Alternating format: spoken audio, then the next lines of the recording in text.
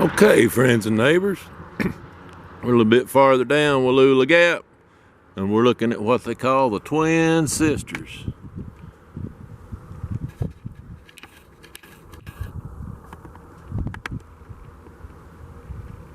You can see all kinds of different layers of basalt and different colorings up there.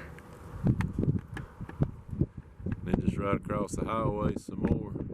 Of course, we've got big trucks coming through here, gonna block the view. I'm sorry about that. I'll pan around a little bit. Keep kicking the tripod, I'm still doing that. I'll pick it up.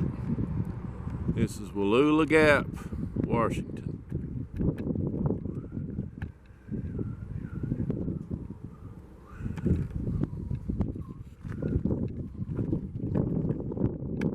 The sun don't know if it wants to come out or not.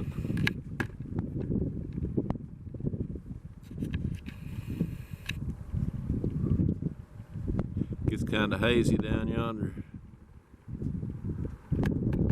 I'll pan up this way a little bit.